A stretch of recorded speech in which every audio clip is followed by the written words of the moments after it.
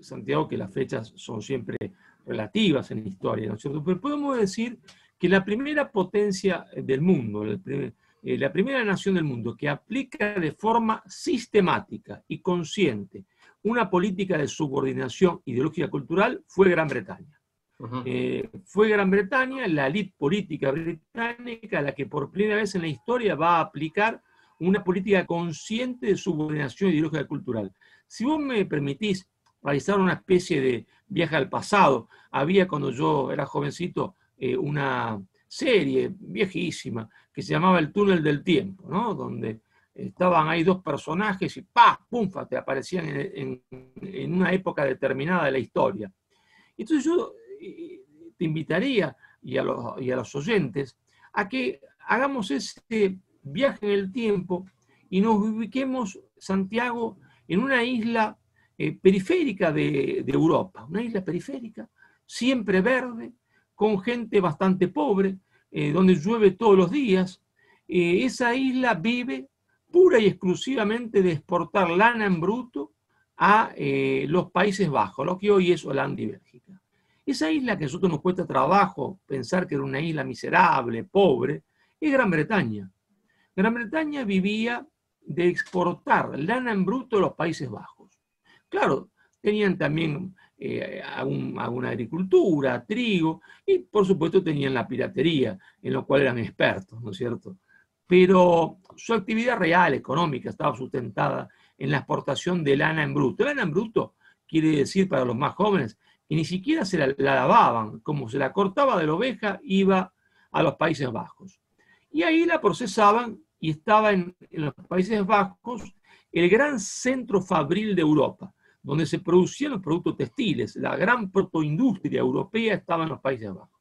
Y los ingleses eran la periferia de Europa, eran una isla miserable, periférica, sin cultura y sin poder.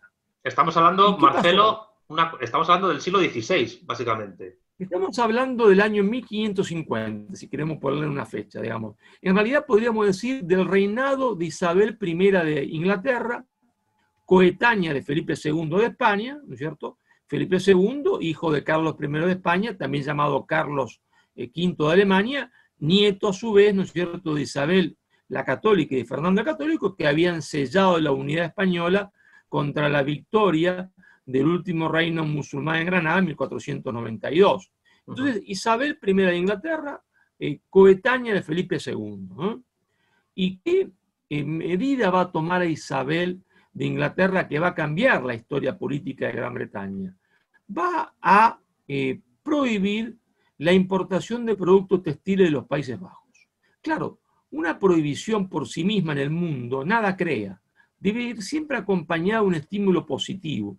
¿Y cuál fue ese estímulo positivo? Los ingleses, Santiago, aunque nos parezca mentira, en materia industrial no sabían hacer una O con una taza. No porque fuesen brutos, por supuesto que no era así, porque no tenían experiencia. No hay un pueblo más bruto que otro. No. Ellos tenían experiencia en otras cosas, en la agricultura, en la ganadería y en la piratería, pero en materia industrial no sabían hacer una O con una taza. Entonces, ¿qué hace Isabel? Lleva lo que hoy llamaríamos empresarios, gerentes y obreros de los Países Bajos a Inglaterra y le regala tierras al lado de los ríos. ¿Por qué? Porque las fábricas funcionaban con la fuerza de los ríos, ¿no es cierto?, los engranajes de las fábricas. Y así se industrializa por primera vez Gran Bretaña. Es decir, Inglaterra se va a industrializar, se va a poblar de industrias textiles a partir del más gigantesco proteccionismo económico que conoció la historia de la humanidad y a partir de un estupendo impulso estatal.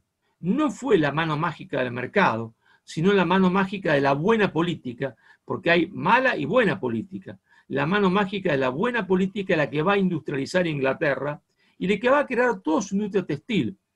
Y podrá quizás preguntarnos un oyente que nos esté escuchando, pero señor Marcelo, es que todas las industrias británicas se desarrollaron así, todas, hasta la más insignificante, como la del gin, que lo importaban de Holanda, se desarrolló así.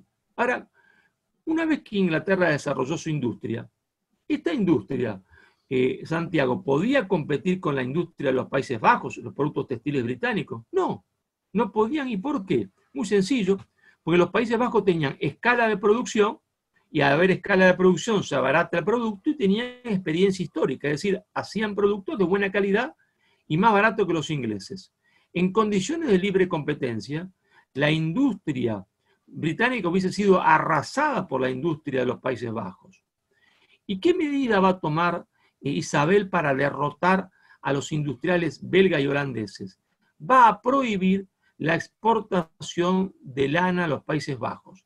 Y como había dos proveedores, España y Gran Bretaña, y España no le mandaba porque estaba en conflicto permanente, cuando Inglaterra dejó de mandarle lana, las industrias de los Países Bajos se fundieron completamente. Es decir, que ahí vemos de nuevo que no fue la mano mágica del mercado, sino la mano mágica de la política, la que construye a Inglaterra como una potencia industrial. Cuando Inglaterra, ¿no es cierto?, se dice que hizo la revolución industrial en 1750, ¿no es cierto?, con la máquina de vapor, en realidad Inglaterra ya estaba industrializada. Es decir, lo que va a hacer es cambiar un patrón energético deficitario por un patrón energético evidentemente superior. Pero ya la industria existía. Si vos y yo ahora en Argentina inventamos un transbordador espacial para ir a traer minerales de Marte, por más que el invento sea muy bonito, en Argentina no está en condiciones de hacerlo. Aquí, ¿quién lo va a hacer? O China, o Estados Unidos, o Rusia. Ahí va a provocar una revolución. La máquina de vapor provoca una revolución porque la industria ya existía. Ahora, ¿cuál es la genialidad británica? La genialidad británica es que la élite política británica es consciente de cómo ha construido su poder nacional. Sabe que ha construido su poder nacional a través de un gigantesco proteccionismo económico, a través, ¿no es cierto?, del impulso estatal, del sano impulso estatal, es decir, a través de la mano mágica de la política. Y como es consciente de eso y quiere mantener su relación de poder, es decir, el estadio de poder al cual ha llegado, porque la industria es poder, ¿verdad? ¿Qué dice? ¿Cómo hacemos para mantener el poder? ¿Cómo hacemos para que los demás no lleguen al mismo estadio de desarrollo, ¿no es cierto?, y de poder que nosotros hemos llegado? Muy sencillo, diciéndole que el camino del éxito es todo el contrario del que nosotros hemos hecho. Es decir, que no tienen que aplicar barreras proteccionistas, ¿verdad?, que jamás tienen que haber impulso estatal, porque la economía mundial es como un reloj, y si alguien pone la mano dentro del reloj, ¿no es cierto?, arruina a todo el mundo y se arruina a sí mismo. Entonces, que deben aplicar el libre comercio a rajatabla, porque ese es el camino del éxito. Todo lo contrario de lo que ellos habían hecho. Es decir, ¿qué es lo que estaba haciendo Inglaterra? Estaba creando una ideología de subordinación. Si los demás creían esto, ¿qué pasaba? Iban a hacer lo que Inglaterra quería que hagan, aplicar proteccionismo, libre comercio para que no, y nunca se iban a industrializar, es decir, nunca iban a adquirir poder. Es decir, se subordinaban ideológicamente. Y no es que subordinaron, uno puede pensar a los hispanoamericanos, que no tenían experiencia. Sí, sí, claro, a los hispanoamericanos, por supuesto, que lo van a subordinar, pero subordinaron incluso a los franceses. La ley política francesa comete un error garrafal en 1789, en el año de la Revolución, porque la Convención, en una noche borrachera ideológica, decretó el libre comercio. Y entonces se dio esa paradoja, ese acto cómico, tragicómico, de que los franceses iban liberando países y de atrás venían los ingleses vendiendo las telas. Los ingleses vendían las telas y los franceses ponían la sangre y la plata. Hasta que apareció un petizo, ¿no es cierto?, italiano, disfrazado de francés, porque francés hablaba poco y lo escribía peor. Ese petizo italiano disfrazado de francés era Napoleón Bonaparte. Y dijo, nos están tomando el pelo. Parecemos, entiende, los tontos de la película. Y ahí entonces se acabó esto. Pero hasta ese momento Francia también fue subordinada ideológicamente. ¿Qué es lo que me interesa rescatar con esto?